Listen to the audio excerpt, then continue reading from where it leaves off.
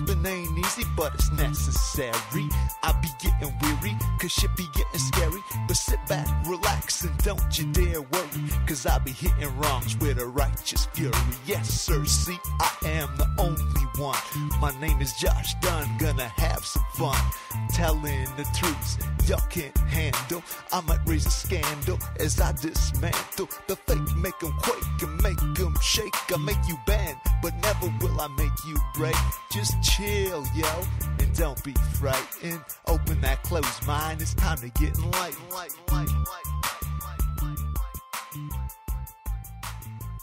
Welcome, folks, to Gimpin' Ain't Easy 'Cause It Ain't, episode 10. It's our anniversary edition, baby. Yeah, there we go. We got 10 in the books. It's going to be a little bit special of a show today, but before I get into that, I'd like to bring up our sponsors for this evening. We're brought to you once again, as always, by Cafe Sampoil, where this week's feature VHS is The Graduate, starring Dustin Hoffman and Anne Bancroft. I love this film, I do. It's a great picture, you should check it out. But I find it hilarious that Hoffman plays a young kid in his 20s and Bancroft a cougar, when in reality at the time of shooting he's 30 and she's 36. Leave it to Hollywood ageism and sexism to have a 36-year-old play a cougar and a 30-year-old man play a 22-year-old kid. Watch the movie and see how sexist and ageist our world is. We're also brought to you this week once again by Charlie's Club, where most shots are $2.75 on Tuesdays. And hey, guess what? Toddy's still out of work. That rumored bar tab runner where he hurt his ankle, her name is Laura. So like I said last week, Laura, I'm going to take something from you. I don't even care if it's a candy necklace. I'm gonna rob you. That's just how it goes. And Toddy GoFundMe is www.gofundme.com/Charlie-Saves-Charlie-and-Todd. This week we're brought to you especially, who knows, maybe more in the future, but for now our first time, by Long Alley Bikes. Thieving seems to be going around the neighborhood. Somebody stole 1942's bicycle, so they gave him a loan. So thanks to Long Alley Bikes for doing that. Hey, if someone steals your bike, they might hook you up too. Folks, we made it to 10. That's amazing. I can't believe it. So I'm just actually, for our special deal, gonna speak with 1942. But before I get into that, I'd like to talk to you a little bit about where I am. You know, after that breakup in February, I was very crestfallen, and I still am, really, in a lot of ways. But I think a lot of good art came out of that. My friends, especially 1942, having my back by producing the theater show, and I always knew I had to do an updated version of that anyway, and now the podcast. So I'm still, very sad at times, but it seems that some good art came out of it, and that's all we can ask. And it definitely makes the hardships better. Sometimes, it doesn't take the pain away completely, but any time that, or let's say the least amount of time that I feel like a loser, fucking the better, man, So if I don't feel like a loser, that's good. So big thanks to 1942 and all you folks for listening, for helping me not feel like a loser, man. I might be heartbroken, but I'm winning life. And also, I wanted to give a little shout out to my folks out there. Thank you for listening. Subscribe to us on YouTube and all the other platforms we're on. We're on everything: SoundCloud, iTunes, a bunch of stuff I never heard. We're even on Napster. Didn't Napster give up after they couldn't properly sue people for downloading or something? I don't know.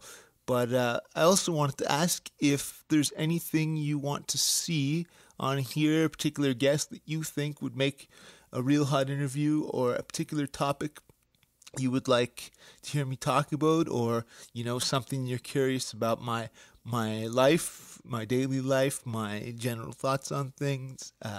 You can write to us at Gimpin Ain't Easy, that's no apostrophe and easy with a Z, at gmail.com, and let us know. Thanks for listening, folks.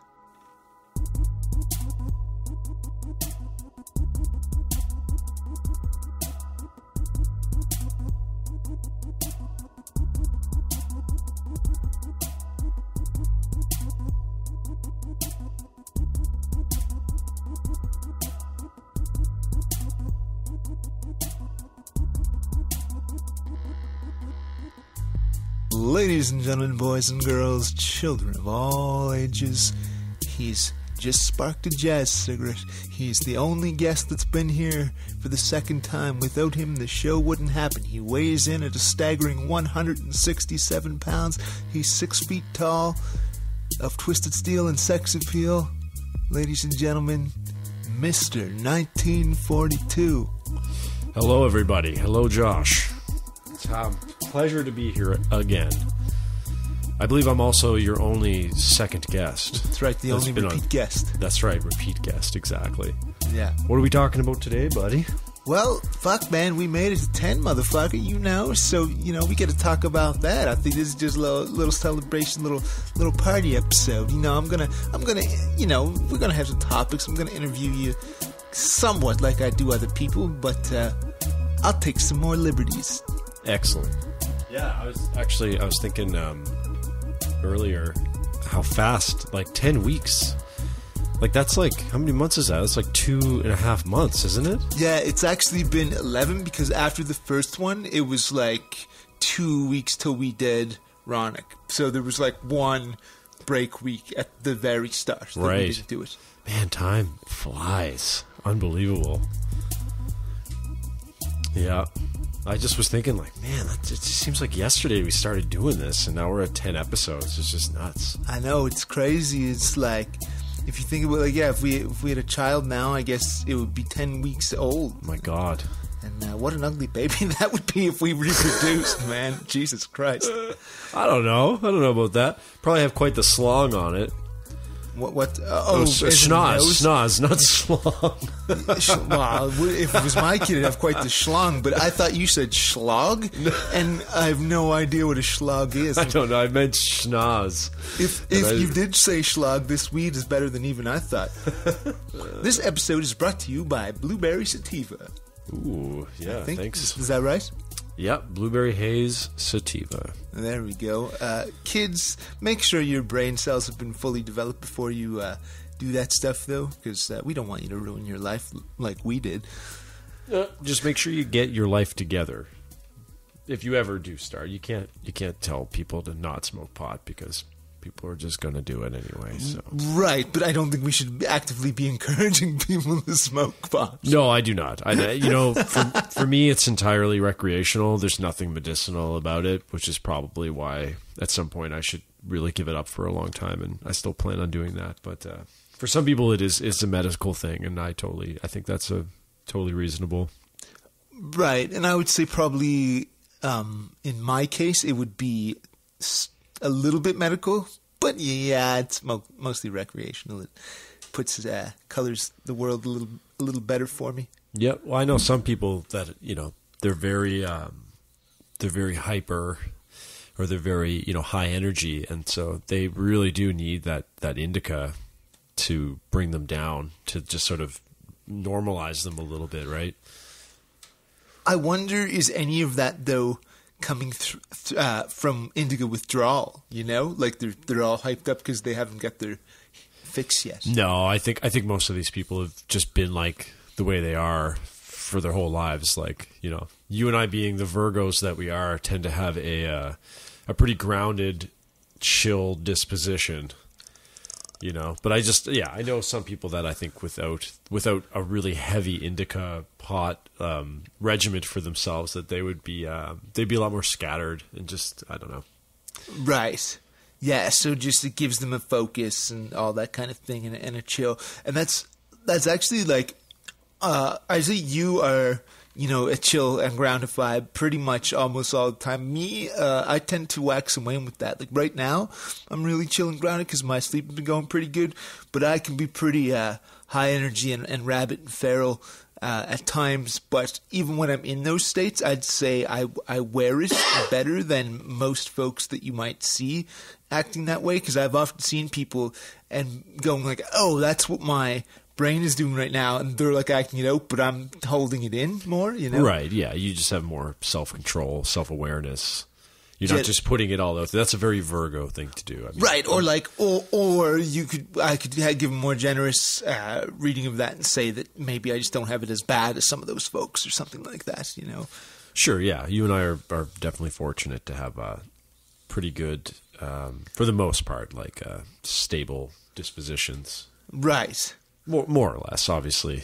Yes, I'm able to wear my murderous rage quite well. Yes, exactly. I take all of my murderous rage out on my heavy bag. Heavy bag, yeah. Yeah.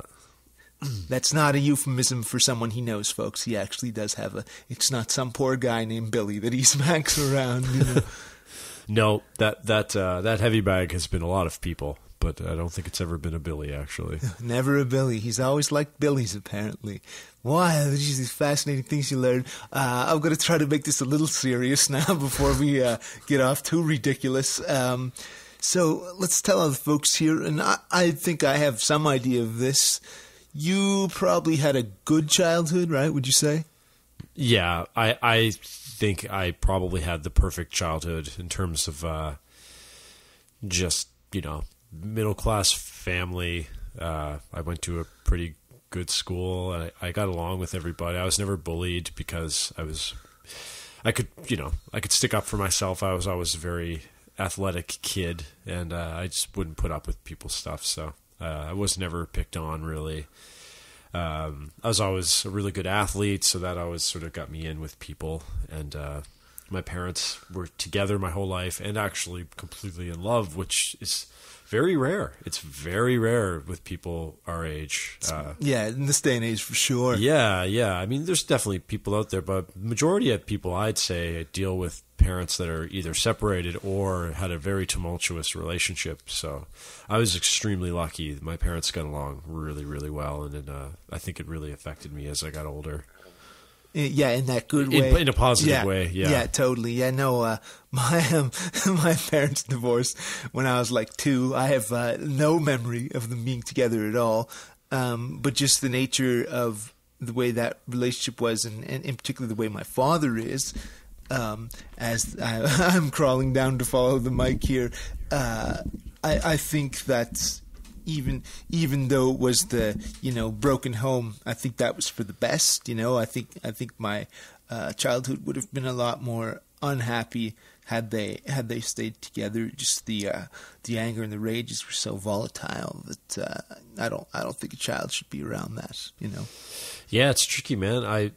I grew up working with kids, so when I was in university, I got a sociology degree from Dal. And while I was going there, I worked at the Halifax Independent School. So I was around kids like a lot. So I got to keep reliving my childhood throughout my university years through these kids, because I used to run the after school program. And, you definitely noticed, some of the parents where the parents were together, they were, definitely, I mean, kids are either can be fine or totally fucked up, not depending on their parents at all. So, right. That's not the only factor, No. Anyway, we're getting very deep into this. Oh no, I think that's fine. Hopefully you smoke some blueberry sativa as well, folks, and you might understand this episode as much as we do. There I go, plug and pod again. I said I wasn't going to do it, but that's all right. No, I think it's. That's kind of what struck me there, being at the Halifax Independent School. It's like, yeah, you had a nice middle class, stable upbringing, and then to work with kids and relive my childhood, I worked with kids who grew up even better than I, at least financially, right? That private school was amazing, man. Yeah, I bet. It still is. It's down on Connaught Street, and I stop in there once in a blue moon nowadays just to say hi. But it was a great way to teach kids. The classrooms were really small. They feed you filet mignon for lunch. Well, no, but I mean, yeah. I think in general those kids ate pretty well because their parents were conscious and they could have a bit of a budget to feed their kids. Exactly, organic foods and small classrooms, yeah. Yeah, and then I think there was a kitchen too, so kids would get like an after-school snack, and they'd be like carrots and stuff like that or whatever. Do you actually remember small classrooms in elementary? Because I do myself. There were a couple of years, like in the early elementary grades, where there was like 17 in the class. Maybe. You don't remember that ever? Yeah. Maybe when I was really young, but I definitely, I feel like in junior high it was like 30. Yeah, it was at least. Lot. At least. Yeah. Yeah. And we didn't go to the same elementary as junior high. By the way, we did go to the same high school. So QEH. What? Yeah, Yo, man, we went to a school that don't exist no more because we tore that motherfucker down, motherfucker. Yeah. I loved QEH. I had a really good time there. And isn't the QEH, you know that Joni Mitchell song? So they paved paradise and put up a parking lot, right? Uh-huh. Isn't that like now because they like tore down a school and put up a garden? So that's like the opposite of the Joni Mitchell song. Right, or another version of it. Well, but the parking lot, the building, like the industrial went back to the land. Right, so it's the complete opposite. You're right. Okay, yes, yeah, that's true. Yeah. Huh. And now the garden is going though. It's got the garden's going now. I heard that. I heard that they want to move it to where St. Pat's used to be. Oh. Which would be awesome because that space is there's nothing there right now, and it would be perfect. Okay. It'd be, I don't know, nothing. I don't see. There's nothing wrong with the other space, but I guess for some reason they have to move. I don't know the specifics of it, but yeah. And then they'll probably make it into a big parking lot again. So you'd have to make the sequel of that song. You'd have the QEH and St. Pat's rivalry lives on forever in the Battle of the Gardens. That's right. My azaleas are bigger than your azaleas. Hell no, we got the biggest cucumbers this side of Dartmouth. Only cucumber you got is the one in your pants. Well, thank you. Why is it always like some southern accent when it's like... We can't even do like a Dartmouth Halifax accent. There probably isn't one. Well, we're probably speaking it. You know, it's so subtle that most of our listenership can't even recognize because most of them are local, right? So they can't even. We're all speaking it too. You know, so yeah. But I think I could do a better like Canadian accent if I, right. If you, it's weird that stereotypical Canadian accent seems to be like it's. The most common one I think is like in the prairies, that kind of accent, which is similar to like I think Minnesota, like Fargo and stuff, that's right? exactly what I was going to say. The show Fargo is very similar, and I think when about and people are like this, I can't even do it, but if I'm put on the spot, but yeah, that's very prairies, right? It's not indicative of all. Oh, you're gonna go tip some cows, eh? I don't think that. I don't know what that version was. That's what somebody in another dimension speaks like, folks. You got a brand new accent that's never been ascribed to anything before. That's right. We'll have to get a linguist in to just decipher what that was. Yeah, that's some secret. That's the Freemasons' language, actually, folks. The Illuminati, right here. Okay, so yeah, growing up was good. You got to relive your childhood at the Halifax Grammar School, the bit of an independent school. Right, independent school. I forgot that. I mispronounced this. So then, what made you get into athletics? Oh, I don't know. My dad was like, was carpenter, athlete, so I just always gravitated towards it. I like competition. Was he encouraging you that way too, right from an early age? Yeah, more or less. My dad was like. I think my dad I was such a wild person that he spent most of his time just trying to like keep me from running into the woods naked and like to never be seen again. I was just, I was kind of a very free spirit.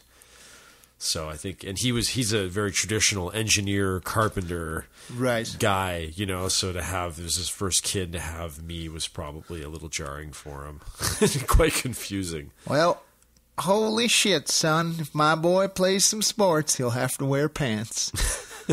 I think that was the one saving grace for my dad was that, he always loved me. And it's like, yeah. but then I did play sports, so it wasn't like, at least growing up, it's like, oh, thank God, at least my son plays hockey. He might want to dye his hair red, and like, I used to do so much weird stuff, man. It's amazing that my parents survived it all. He's eating his own boogers, but his stick handling is excellent. Yep. And then, so to get into music from there, like, was that something that was always equally an interest, or how did that start? I played sports just because I could, because it was like, I liked being social. Right. But music was like, I loved it. Like, I just always it's such a magical, sacred thing to me. Even at a young age, I knew that.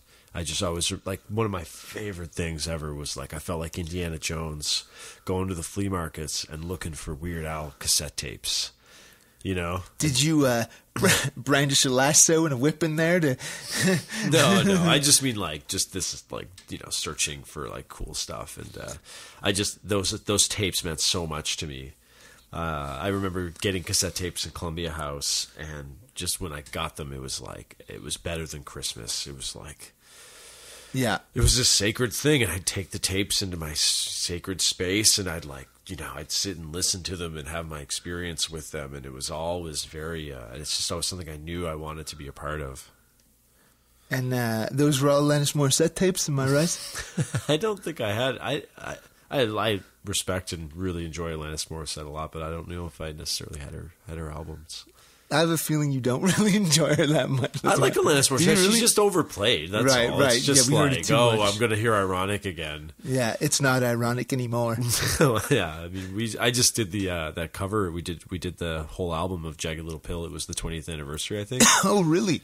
And yeah. Is that the same group of folks that normally covers Rumors? No, totally different. Oh, wow. This was put on by Tara Thorne. Oh, okay, yeah, right. Who's currently doing her own podcast, which I have to learn more about, but I think it's for Through the Coast, maybe. It's like the Coast's own podcast. So okay. That's kind of cool. Yeah. So she was with her, and everyone's, like, Stuart Ligier came and sang one of the songs, and there was different singers for each song.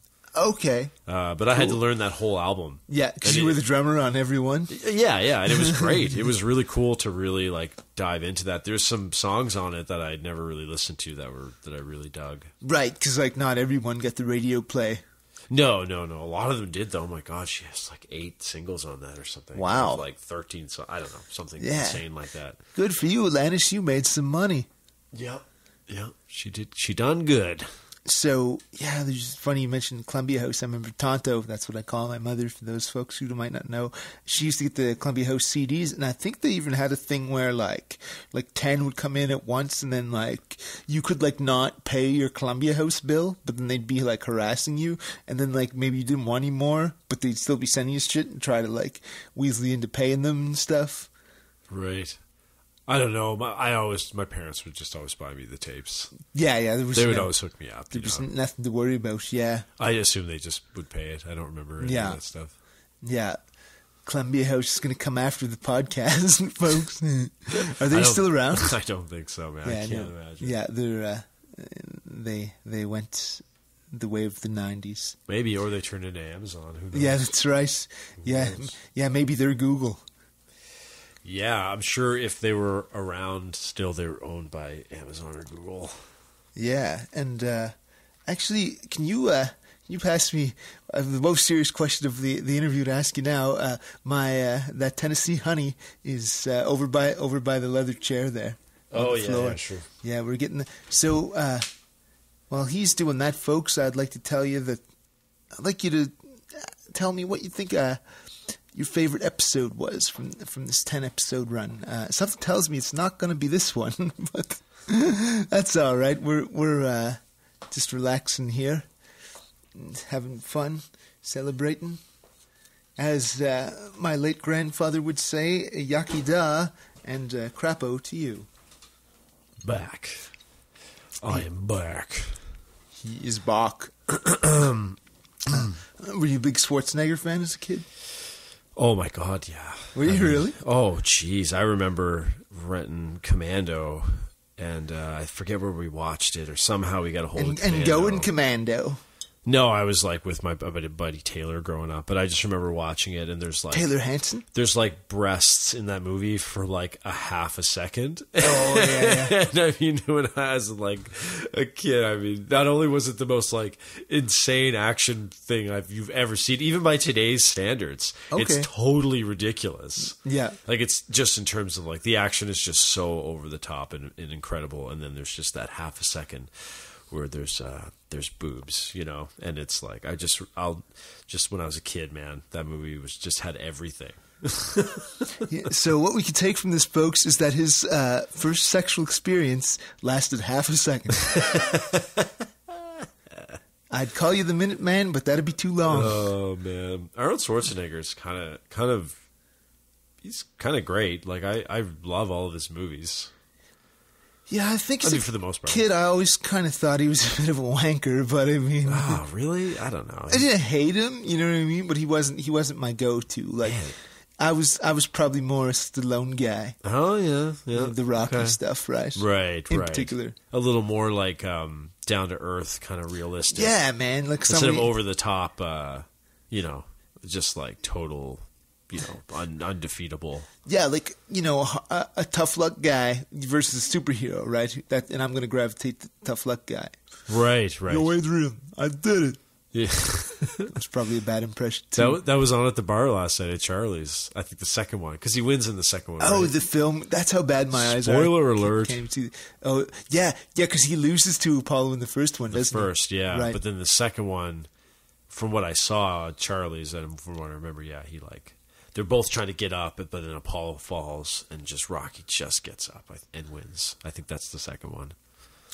Right. I think that's exactly right. And they become good buddies and all that. I have a lot of older women that will tell me constantly that I look like Sylvester Stallone when he was younger. Okay, at least they're not saying you look like him now. Well, that's you're gonna be 36, and he's probably about 75 now. Yeah, so. He still looks pretty good though. Yeah, for an old cat, for sure. Yeah, he looks great. Yeah.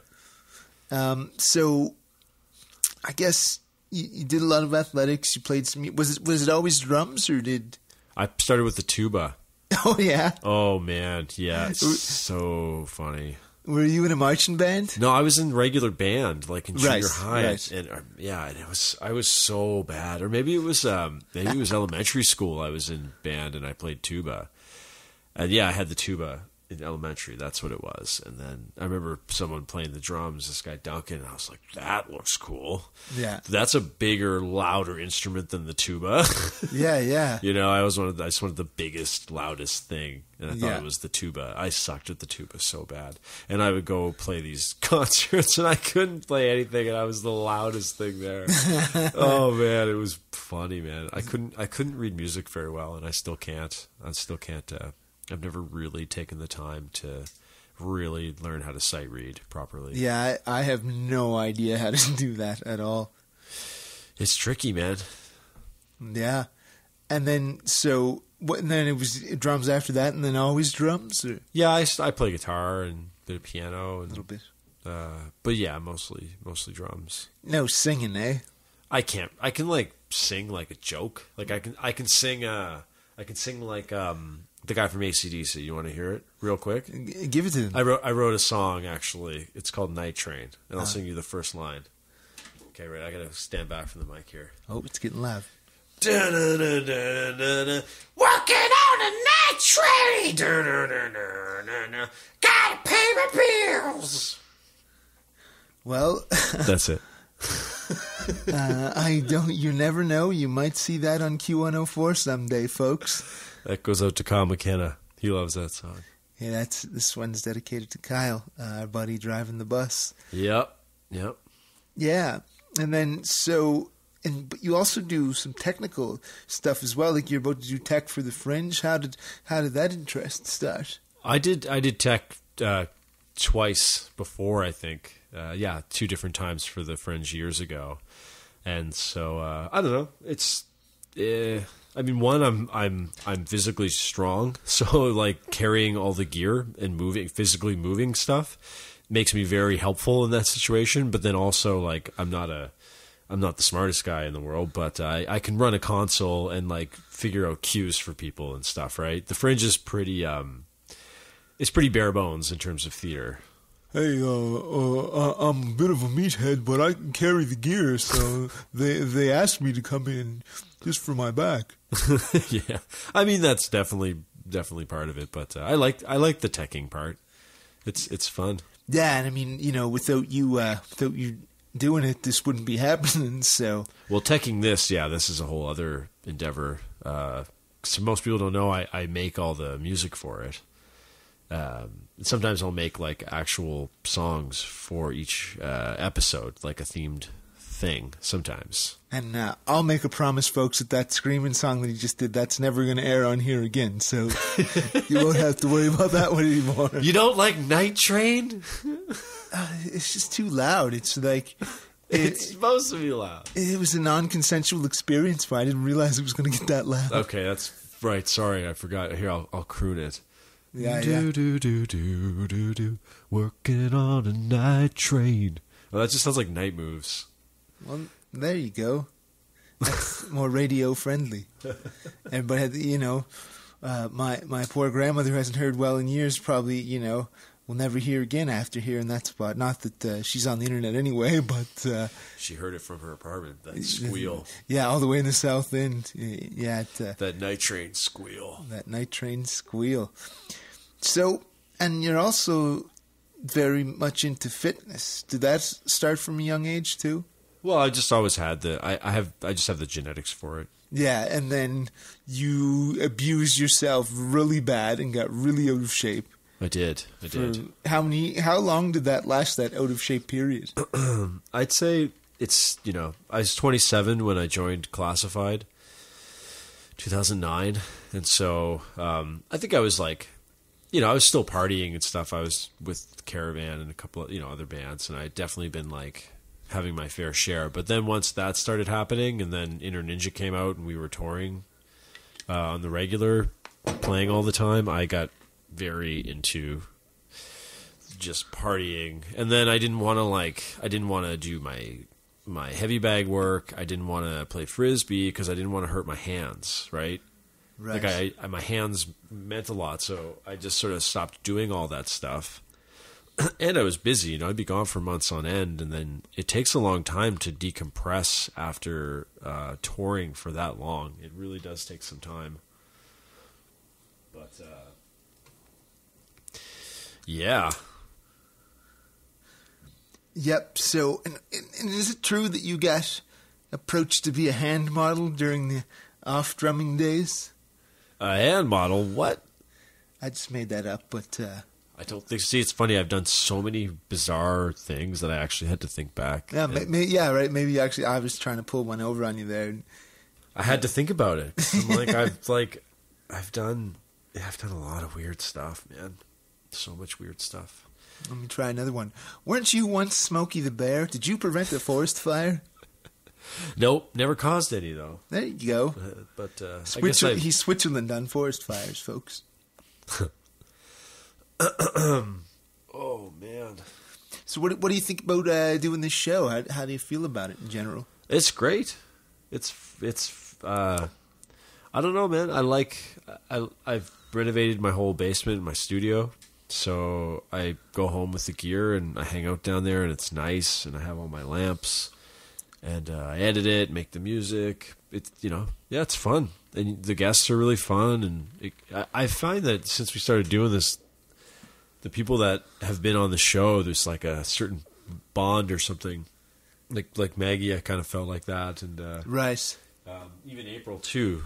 A lot of, you know, even folks, Sue last week. You know? Yeah, Sue. Yeah, exactly. I feel close to Sue anyway, but yeah. It's cool, man. It's fun to watch you or listen to you do your thing too, because you're a natural at all this, so it's a lot of fun. Thank you. Yeah, it was another, and I don't know that I'm displaying it tremendously well this evening by any means, but it was another skill that I didn't really know I had that just needed just a little tiny bit of polish and prep.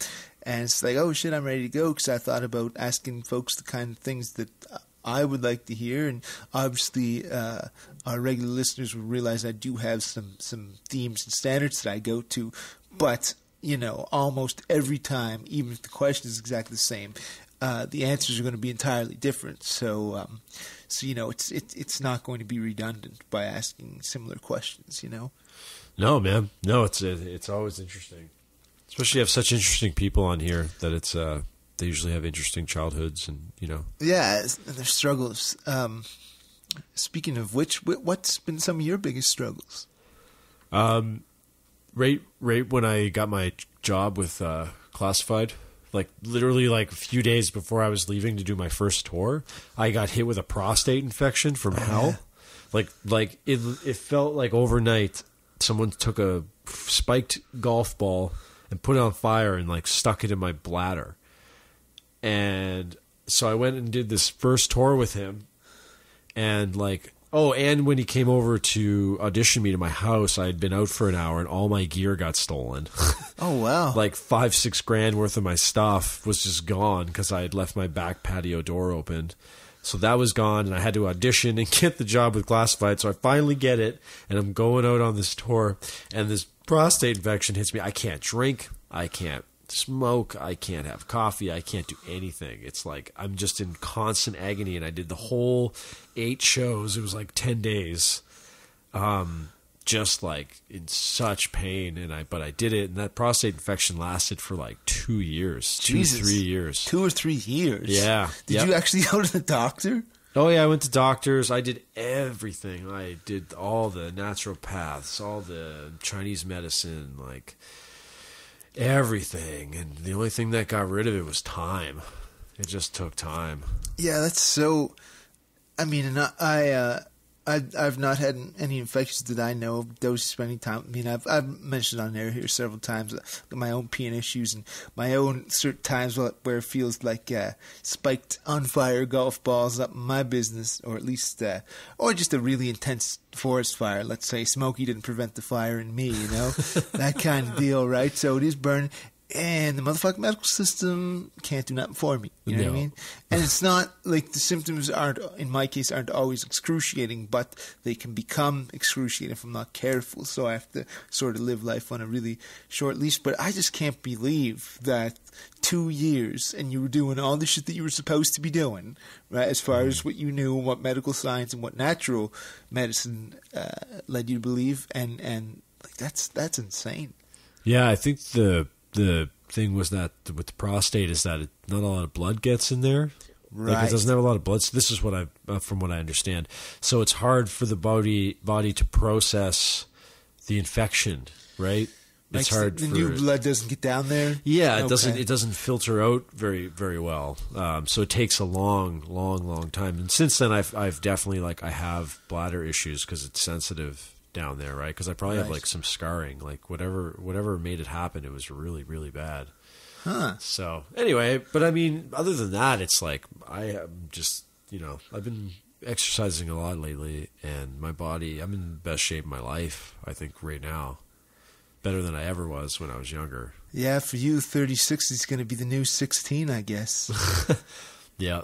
Oh, that prostate talk too ended up being kind of moot because I don't have a prostate. What? No, that's not true. Yes, you do. I think I do. I hope so. The doctor said I did. Yeah. Maybe he put it in there. Planting evidence on me, folks. I don't know. It's like my cat. My neighbors keep referring to my cat as a female, but from what I understand, Marty, my cat, is a male. Not that it matters, but no. I'm like, how do I check him, my cat? Like, I'm not like, I don't know. I actually don't know. It's just what I've been told. Oh, you've never looked? Well, how do you look at a cat's genitalia? Well, right? I mean, and I think if I was a cat owner, I could probably answer this. But I own this cat, but I don't want to go. I don't want to go searching down there. Well, you shouldn't have to look too hard, should you? I don't know. He's full of fur. I don't know what I'm looking for. I think 1942. If it's not that obvious, he must have like the only cat. It's its own gender of cat. This is not a gender on the gender spectrum yet anywheres. But he doesn't know what he has. I don't even think it's a cat for that matter. It might be a rabbit. You know, maybe that's where all the confusion came. Maybe he is. Maybe he's just a little coyote or something.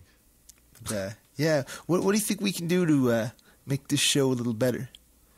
I think we could do a GoFundMe, and if we could raise $5,000, that would be amazing because we could get new microphones and we could get all good upgraded gear, and then you could get a new computer, which means you could be more engaged in social media, and we could make cool videos. And we could have the rest of the money to like pay people to help us out. If only people would donate to this podcast.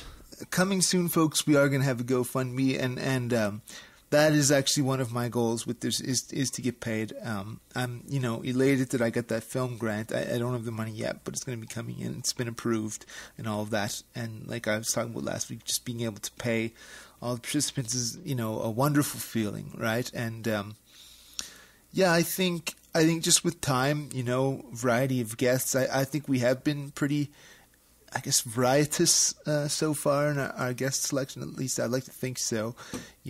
Covering a lot of different ground and things of that nature.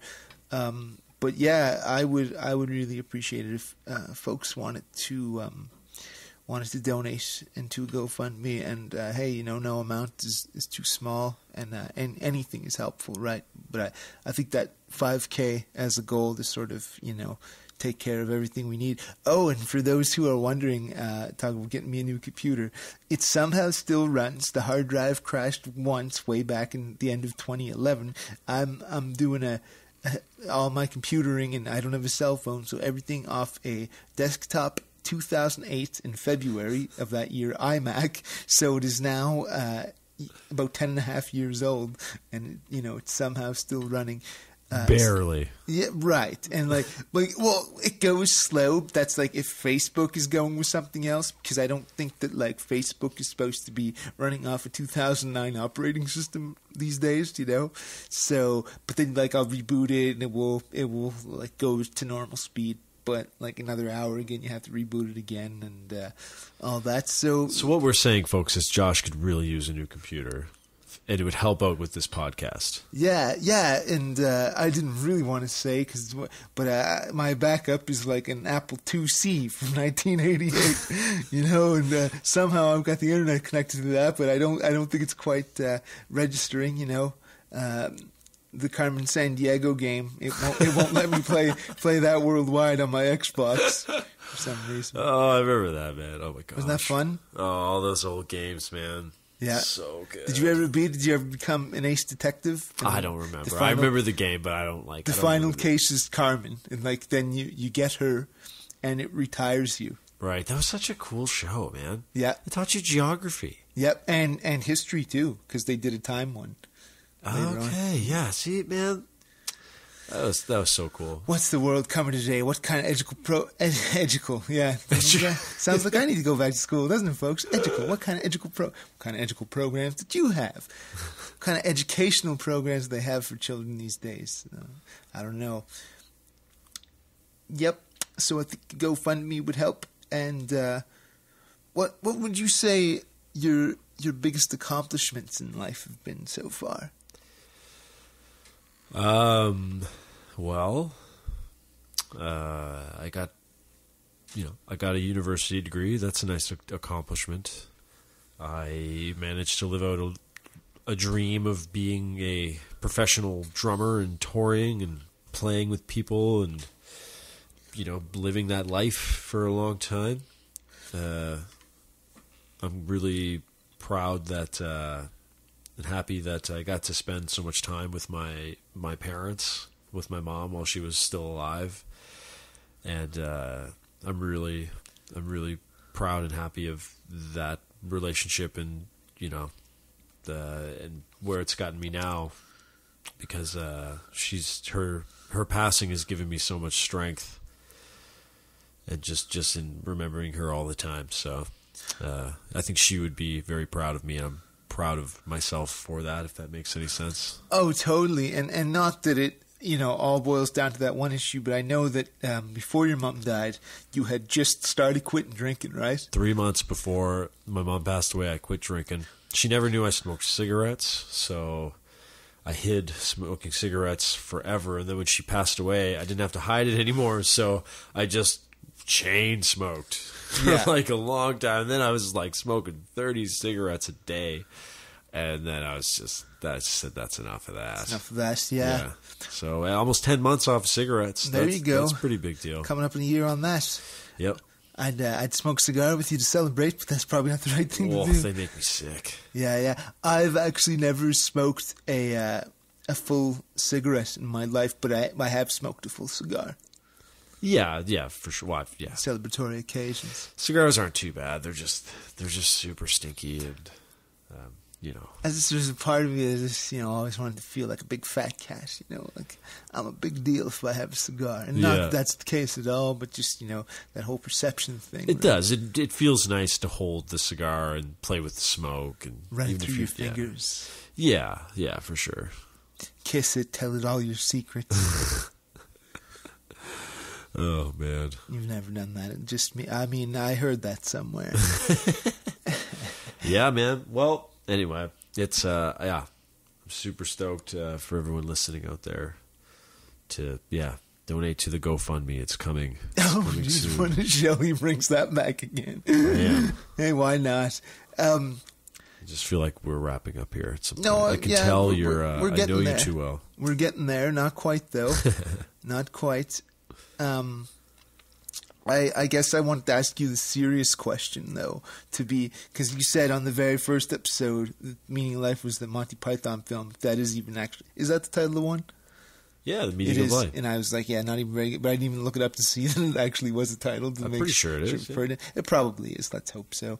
But legitimately, what do you think the meaning of life is? The meaning of life is to not worry about the things that you can't control and start putting your energy into the things that you can control in your life that make it better and that make it better for other people. And when you discover that, you discover your own sense of power and you become a bright, shining beacon in an otherwise seemingly dreary world. And right now, I think for everybody, that should be the most important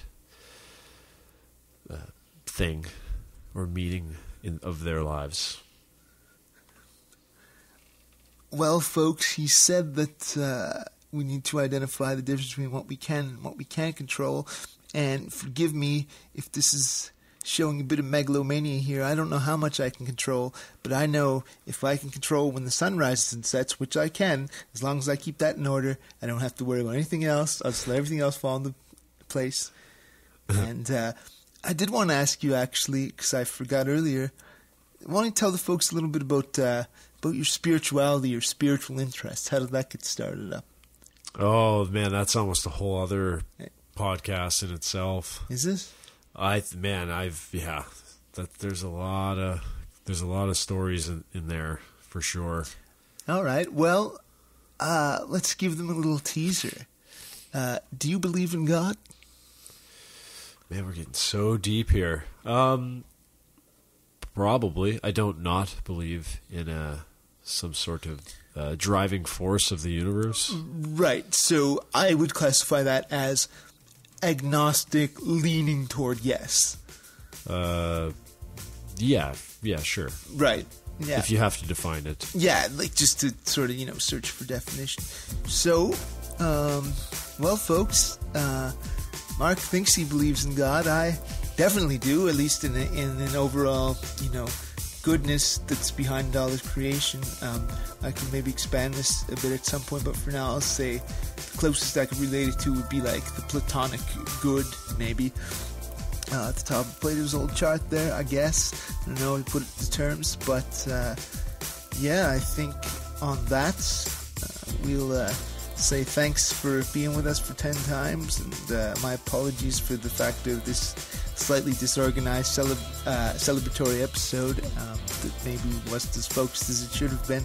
But fuck it, I had fun doing it, and I hope you had fun listening. And remember, folks, you tell yourselves this each day, and especially days when you're feeling low, look yourself in the mirror, give yourself that Ric Flair, woo! And say, I am the greatest of all time. Because you are. I know I am. Good night, everybody. I don't know, man. What do you think? Yeah.